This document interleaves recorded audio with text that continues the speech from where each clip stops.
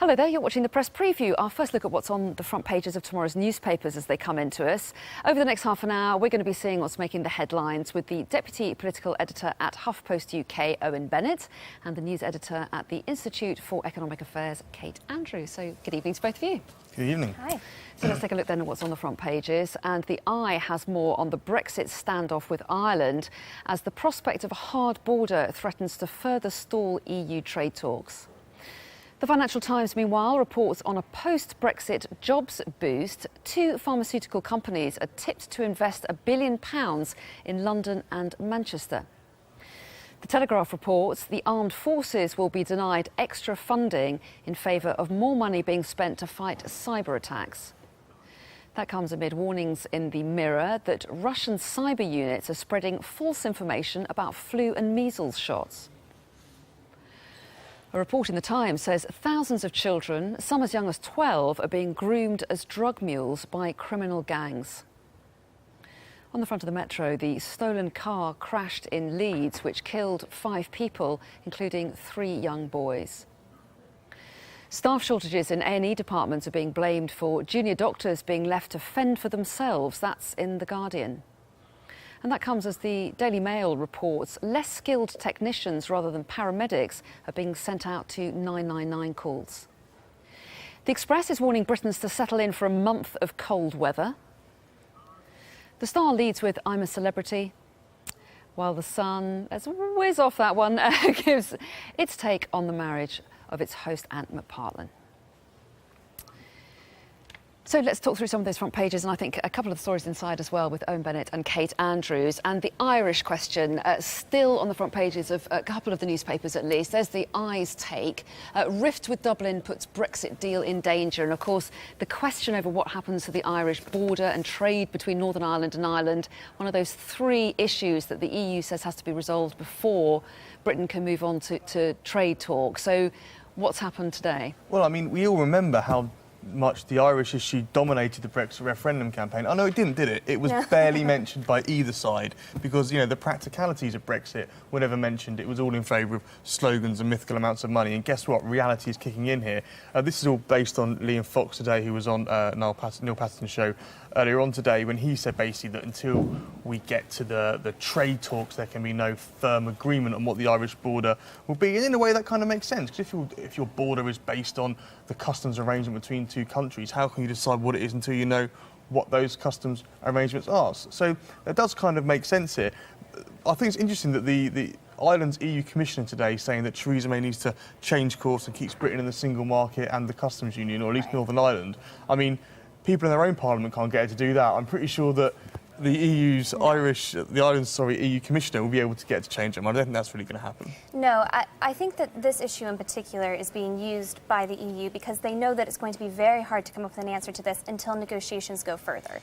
It's near impossible to say what the scenario is going to look like until we know more about what trade with the EU overall is going to look like. So I feel like this is now really being used as a device to try to make the UK government look weak and to delay the negotiations even further. But to me, I don't want to say it's a simple solution, but there is a clear solution, and the UK should just come out and say unilaterally that it is not going to enforce a hard border with Northern Ireland and Ireland, that on the Northern Irish side no hard border will be enforced, and if some cheap wines and goods get into the country, we don't care.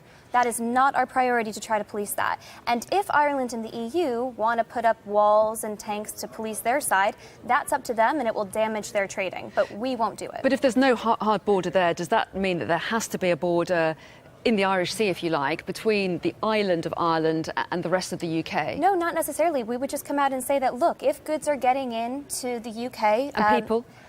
Well, we already have the people problem. It's already possible if you want to. If you're, say, a Polish worker to come to Dublin, it's already fairly easy to get into the rest of the UK. But that's a problem that already exists now and we need to address separately. But I would say overall, we just say we don't care if these cheaper goods get into the UK. That's not our priority. Our priority is to make sure that the relationship between Northern Ireland and Ireland remains intact and remains peaceful. And if the EU wants to challenge that, that's their business. Has she cracked it?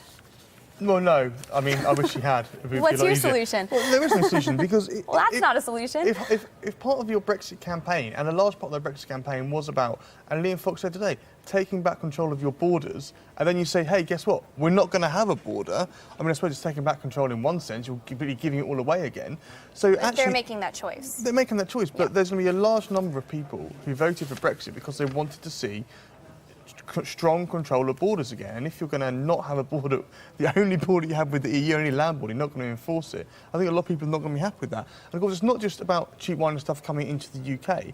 It's stuff, if the UK, for example, starts relaxing regulations and having different kinds of food and products coming into the UK, then it goes into the EU in a different way as well. So, like you said, the onus is then on the EU, of course, if they're going to put the border up. Which I would say that they shouldn't. I mean, on the front page of the Telegraph, which is the next story we're going to go to, Fox is brushing off this EU deadline. And I think he's quite right to do so, because as I said before, I do see this as a bit of a bullying tactic. But, you know, overall, the real debate at the moment, in my opinion, is not between the UK and the EU. It's between the Brexiteers to figure out what kind of Brexit we're going to have. To not enforce the border and to say, you know, the UK has not rejected free trade. We actually want more free trade. We want to be more open. For those liberal Brexiteers to step forward now and say we're not going to enforce this border would be a perfectly legitimate thing to do, I think, within the scope of the referendum. You're right that not everyone will be happy, but I think a lot of people would be. So how is the EU going to respond, though, given the fact that Donald Tusk on Friday gave Britain 10 days to come up with solutions to those three issues, the Irish border being one of them, the Brexit bill and the EU citizens' rights?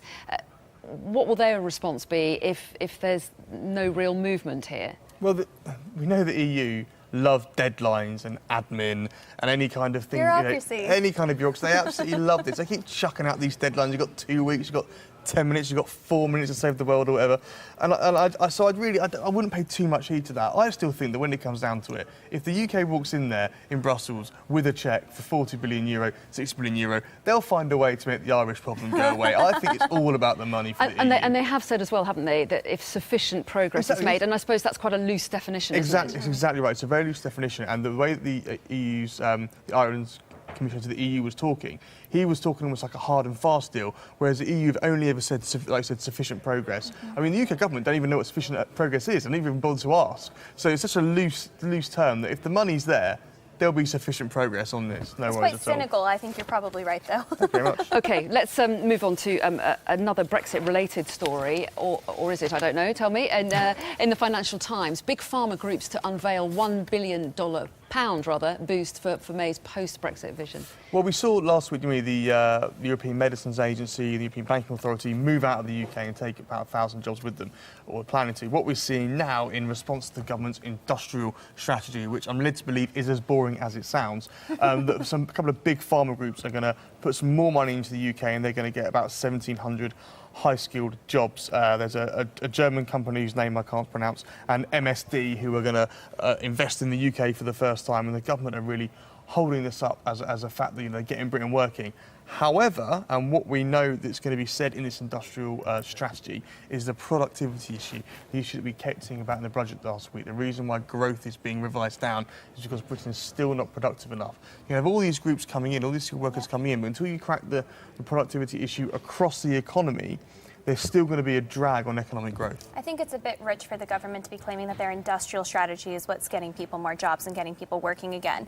The UK, in particular London, is a very great place for businesses to be investing in anyway. Despite Brexit, because of Brexit, however you want to say it, at the moment, even though there are certain levels of uncertainty, these big pharmaceuticals coming in is just it's a good sign. There's going to be a lot of money going into the economy and some jobs going to the northwest part of the UK, which is very important. It's not all going to be London-centric, but it's a lot of the spending that goes into industrial strategy, which goes into the planning, the central planning side, that can actually take away from productivity gains. If the government really wanted to improve productivity, they'd be building more homes and they'd be building more infrastructure that actually helps people get to the jobs they want to get to. Not any of this HS2 nonsense, a big grandstanding project. They'd be investing in the kinds of local transport that people need. We still haven't seen that. We just had a budget. I think it was very lackluster when it came to policies that could really help productivity gains. And a quick question about confidence, because that's another factor in economic growth, isn't it? Consumer confidence. And if they see headlines like this, does that help the mood at all? It does, sure, but it doesn't do enough to distract from what happened last week with the OBR scaling back its figures. And of course, we know the OBR are actually always overly optimistic on growth.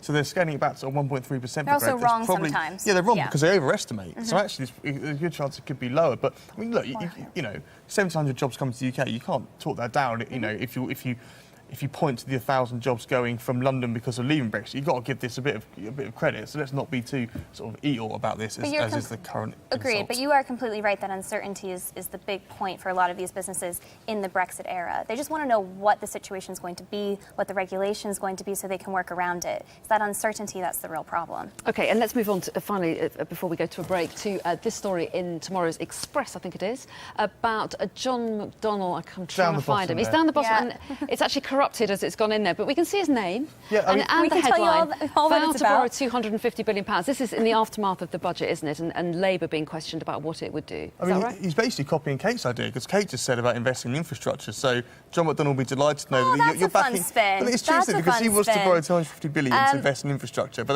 they're not going to say how much it's going to cost, because he says we don't know what the borrowing rates will be by the time we get to government, but we'll do it anyway. That's so fun. You've picked up on the word I want to use, which is prioritise. I don't think we should be overspending. When you spend money, you have to pay it back, and that's a burden on future generations. We should be prioritising spending, moving it away from HS2 towards better projects. I'm fine with that. The problem with McDonnell is that he wants to spend $250 billion on infrastructure alone, has no idea how to pay for it, still hasn't said how he's going to pay for it. It's going to pay for itself. Didn't you hear? Apparently it's going to pay for itself, and none of us have to worry about debt and deficit rising.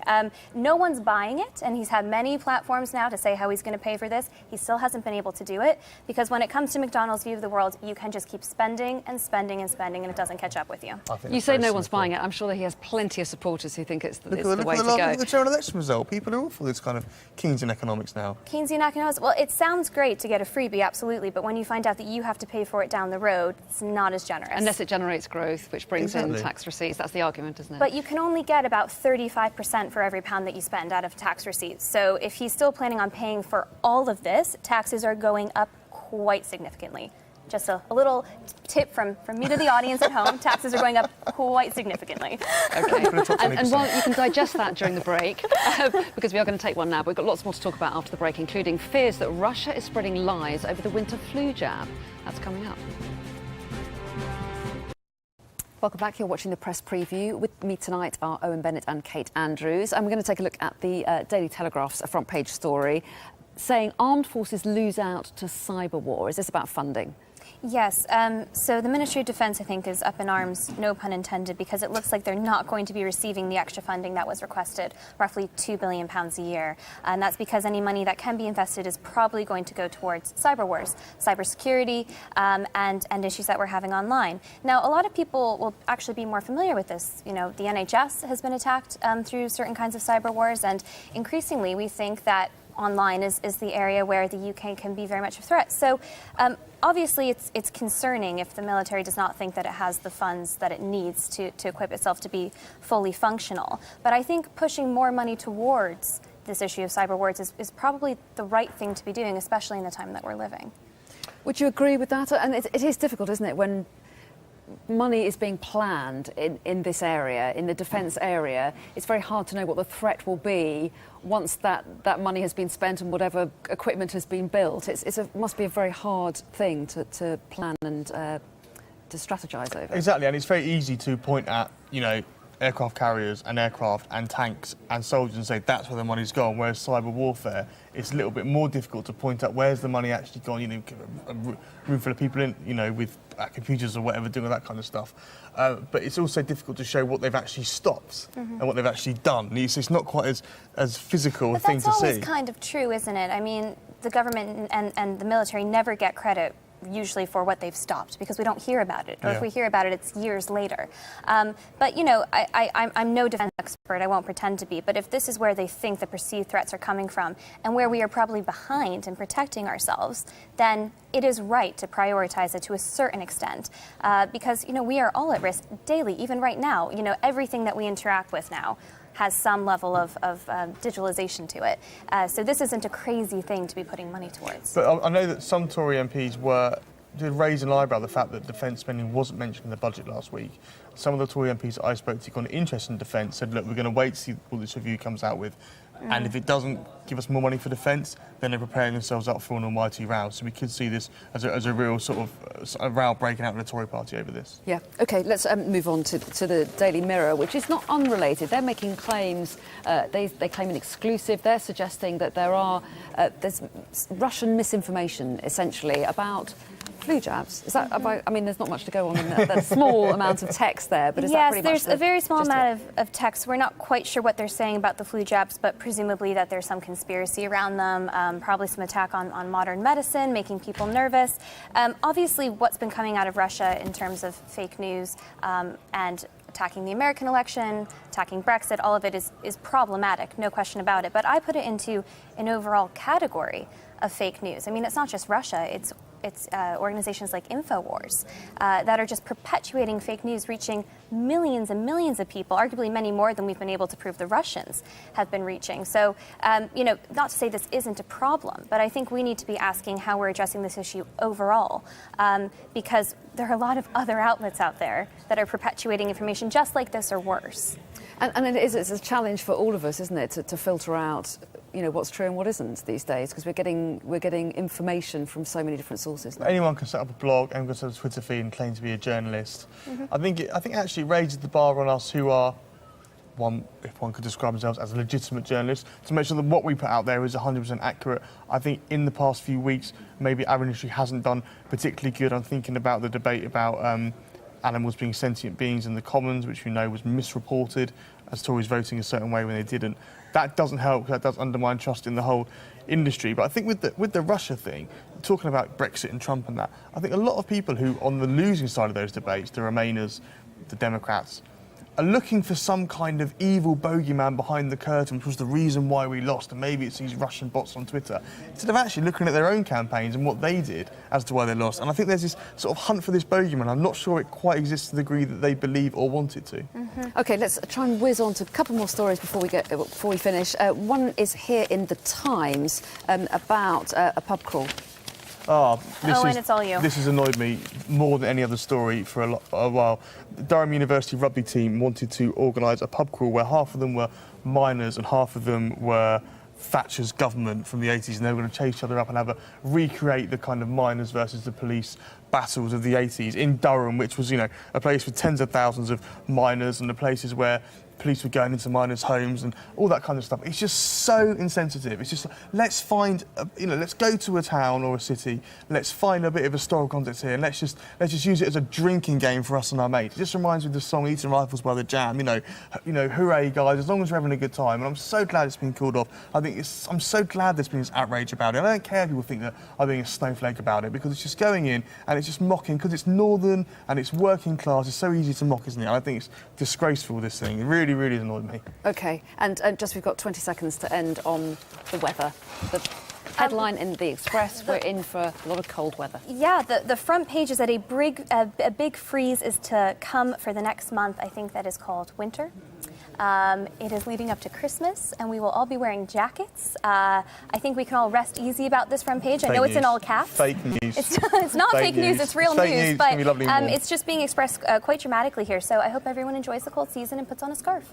We do love a bit of weather in this country. Yeah. No, you don't. No, that's not true. America loves a bit of weather. In the UK, we get like piles of snow. No, here there are a few flurries and everyone freaks out, but it's quite nice. Stop talking down our weather. I love the rain. Unbelievable. I like your weather. It's just not extreme. It's nice and rainy. Snowflakes. Absolutely. See what I did there. Very good. Anyway, Very Kate and Owen, good to see you. See you again at 11:30.